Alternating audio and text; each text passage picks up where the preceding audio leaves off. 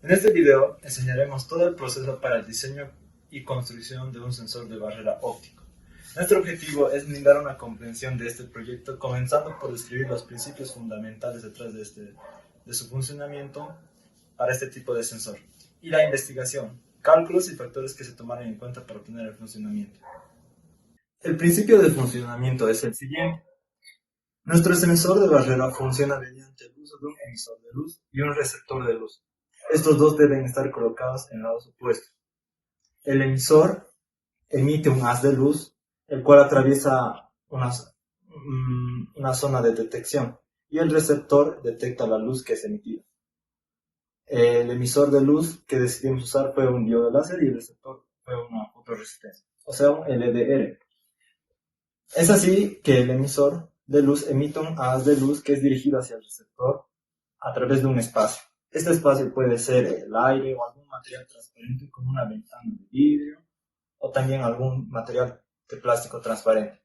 Cuando un objeto se coloca en el camino del haz de luz, parte o toda la luz es bloqueada y no llega al receptor de luz. Esta cantidad de luz bloqueada depende del tamaño, forma y también depende de la opacidad del objeto, del objeto al que deseamos detectar. Finalmente, el receptor de luz detecta la cantidad de luz que llega y la convierte en una señal eléctrica, la cual el circuito electrónico se encarga de procesarla. El sensor también posee un circuito digital contador, el cual está implementado para contar cada objeto que obstruye la luz, junto al decodificador de 7 segmentos y un display también de 7 segmentos usado para la visualización clara y precisa de la cantidad de objetos detectados por el sensor. Además, se cuenta con un potenciómetro para ajustar la sensibilidad, permitiendo adaptar el sensor a distintas situaciones y necesidades. Los componentes que utilizamos para el proyecto fueron los siguientes. Utilizamos integrados LM317T, potenciómetros, también utilizamos un LM417, fotorresistencias, bananas hembras, diodo láser, resistencia de distintos valores, capacitores electrolíticos, display de 7 segmentos, octoacopladores PC817, diodos 1N4007, transistores 2N2222A. También utilizamos contadores síncronos, en este caso utilizamos el modelo 74L160, decodificadores BCD a 7 segmentos, también pulsadores. Bueno, para el diseño PCB, luego de haber realizado el prototipado, es decir, las pruebas realizadas en protoboard, con los pequeños cables, resistencias y demás, se llegó a un diseño final, el cual está contemplado en este esquemático. Para el diseño como tal de toda la PCB, se utilizó el software de Proteus 8.12, el cual es un software también no solo de diseño y simulación, también diseño de PCB y también previsualizaciones en 3D. Bueno, primeramente hablaremos de la parte de alimentación. Son estas dos. Como nuestro sensor tiene una parte del receptor y una parte de receptor, eh, se tienen dos pequeñas alimentaciones, es decir, dos fases de reducción de voltaje. Para esto se utilizó el pequeño integrado del M317T, que es un regulador de voltaje ajustable dependiendo de los valores de resistencias R1 y R2. Dependiendo de estos valores, podemos sacar más o menos voltaje. Para este caso, para el emisor se utilizó 5 volts y para el receptor se utilizó un arreglo de resistencias para llegar a tener 6 volts. Los diodos están para protección, tenemos diodos LEDs para indicación de funcionamiento y capacitores para evitar pérdidas de voltaje o caídas de voltaje. Luego tenemos la fase de salida, es decir, las salidas de cada uno y entradas de cada uno. Tenemos primeramente del receptor, básicamente 24 volts, 0 volts, Q1 y Q2. Aquí son lo mismo, en este caso son 8 porque tenemos dos capas de placas, ya veremos después eso. Y tenemos del emisor, igual 24, 0 volts, no necesita más porque solamente tiene que emitir una luz. Y ya. Luego empezaremos con la lógica del circuito. Bueno, aunque parezca no tan creíble, el circuito funciona directamente con este pequeño arreglo de componentes. Con costes de dos resistencias, un potenciómetro, el LDR, un op-amp, un transistor y otras dos resistencias. Para el principio de funcionamiento lo que hacemos es básicamente utilizar al al pequeño amplificador de voltaje o op-amp para hacer una pequeña comparación de voltaje, es decir, el LDR con el pot. Seteamos un voltaje con el pot mediante la variación del tornillo y tenemos distintas voltajes, es decir, con este potenciómetro de 10K. Y con la caída de tensión del LDR, como el LDR varía con la luz, dependiendo más o menos voltaje, va a haber una caída de tensión en este punto. Por lo que si esa caída de tensión supera el voltaje de referencia, el op-amp se satura, es decir, que su salida se pone en alto, o la voltaje de alimentación, que en este caso son 6 volts. Estos 6 volts tienen dos funciones. Una es para directamente ir al autoacoplador y generar la salida de 24, mejor dicho, para el contador. Estamos usando un 2N2222 con dos resistencias para simular una pequeña compuerta NOT, debido a que nuestro contador funciona a base de pulsos. Como estos pulsos tienen que tener una caída de voltaje, no solamente apagar y encenderse, por así decirlo, se utiliza este pequeño transistor. Lo que hace es básicamente conmutar entre positivo y negativo directamente. Eso es lo único que hace.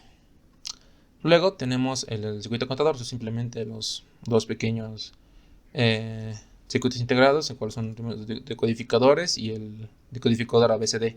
Digo de BCD a 7 segmentos, son dos porque usamos dos. Como tenemos dos, pues llegamos a un número de contador de 99 objetos. Y tenemos el pulsador, que básicamente lo que hace es reset, nada más. Y luego aquí tenemos la pequeña dispositivo del display. Solamente son espadines y ya, directamente con cada conexión a respectiva a su decodificador. Y aquí tenemos la parte de autocoplación. Como en nuestro caso, pues tenemos dos salidas, Q1 y Q2.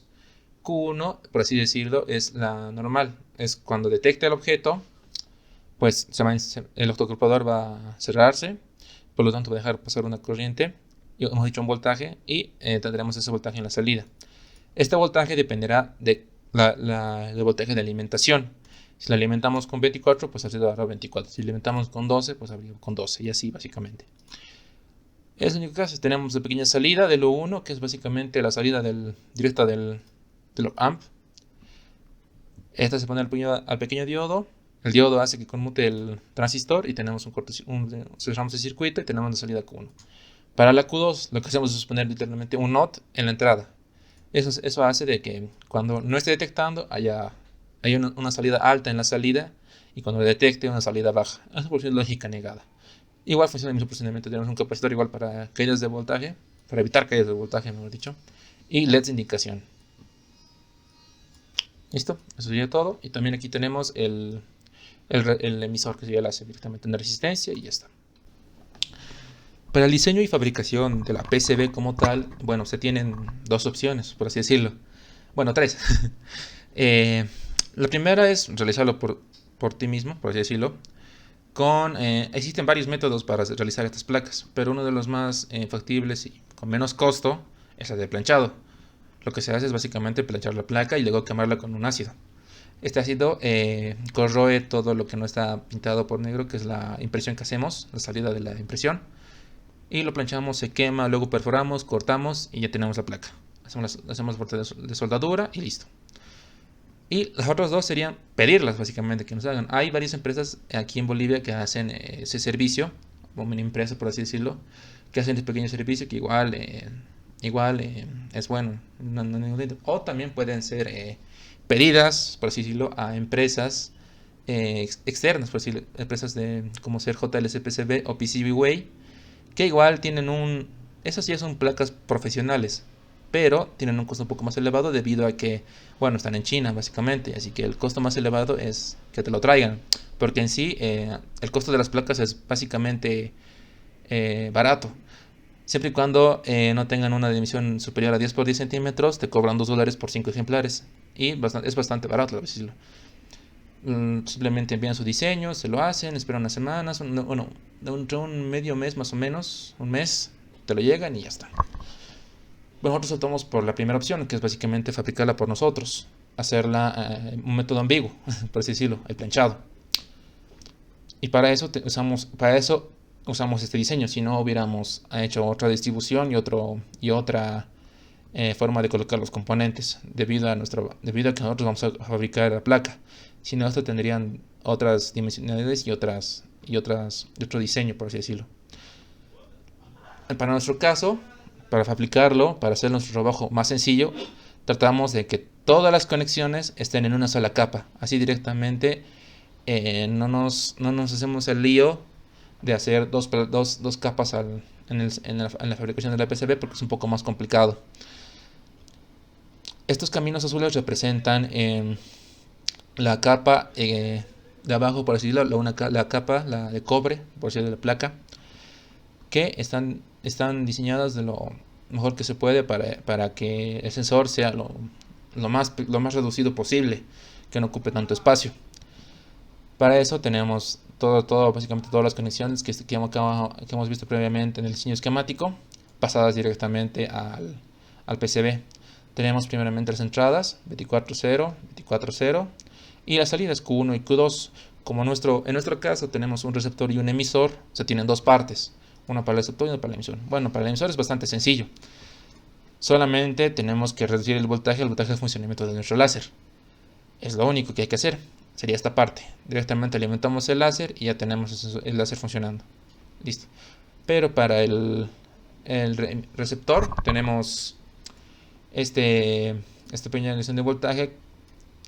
Lo que hacemos es básicamente lo mismo, pero modificamos los valores de voltaje de la salida directamente. Y optamos también por utilizar disipadores de calor, ya que como hacemos una gran diferencia de baja de tensión, pasamos de 24 a 6, se tiene mucha pérdida de potencia y por lo tanto esa potencia se disipa en calor y llega a calentarse.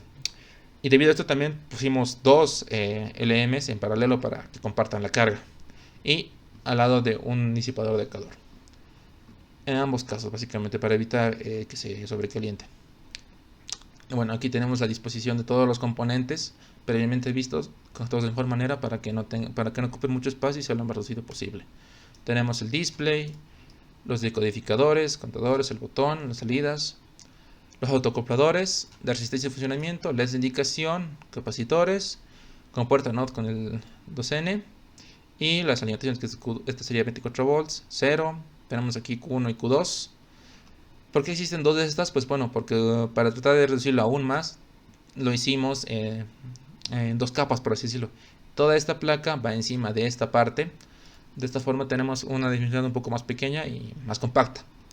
Y aquí tenemos la parte de lógica, básicamente, que es la detección del sensor.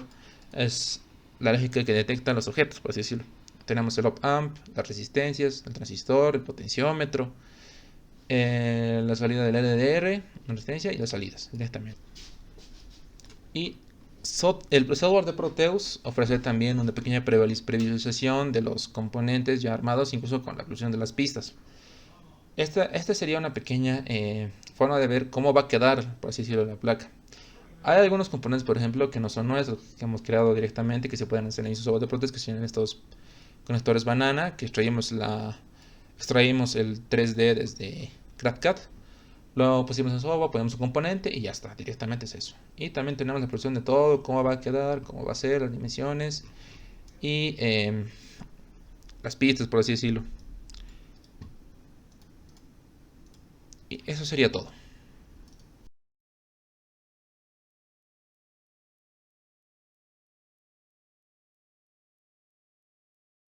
Bueno, para el caso del sensor óptico de barrera ya realizado las previas investigaciones y diseños vistos en este video, se obtuvo el siguiente armado de este sensor. Bueno, aquí podemos observar las partes del sensor. Primero tenemos el emisor, que solamente cuesta con un diodo láser, por así decirlo. Ahí tenemos el diodito, el láser. Y luego tenemos el circuito receptor, que básicamente ahí podemos ver el contador. Este es el receptor, las señales video y las salidas Q1 y Q2, respectivamente.